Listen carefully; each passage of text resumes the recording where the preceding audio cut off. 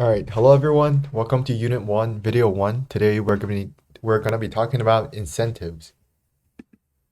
So, we start with the definition of incentives. An incentive is something that drives someone to do something or behave in a certain way. We can classify incentives in two different ways. First way is intrinsic versus extrinsic incentives. The second way, material, moral, or coercive incentives, and I'm going to expand on them right now. So we start with intrinsic versus extrinsic incentives. An intrinsic incentive is out of personal desire. An example would be learning an instrument, as you can see on the picture to the left. Learning an instrument will grant you the satisfaction knowing that you have acquired a new skill. There isn't necessarily anyone asking you to do it, nor would you be paid for it, but you still feel satisfied. That is an intrinsic incentive. An extrinsic incentive, on the other hand, is out of material rewards. You would be incentivized to do something because you would earn material rewards. The most classic example would be a raise in wage that would drive workers to work harder because they earn more per hour worked. Another classification would be material, moral, or coercive incentives.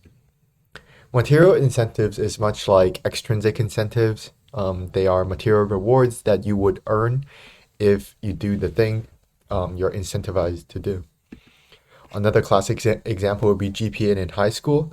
You're motivated to get a high GPA to get your A pluses so that you would go to a good college, have a good career, and earn more money. This is not as direct as a raise in wage would be, but it is nevertheless a material incentive.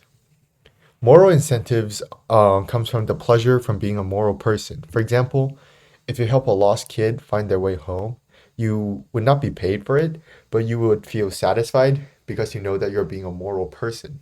This is sort of like a self-reward, a little bit similar to intrinsic incentives.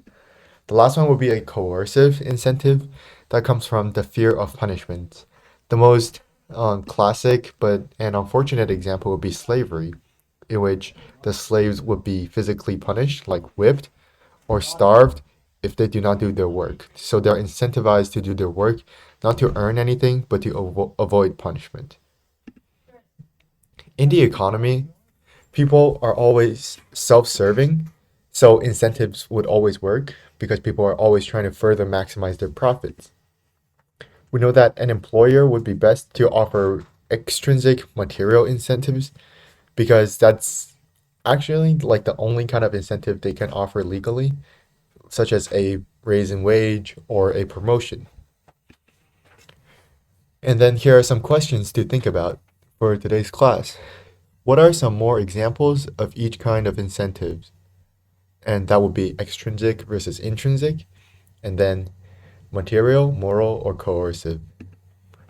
And then if you are the CEO of a company, what kind of incentives would you offer to your employees?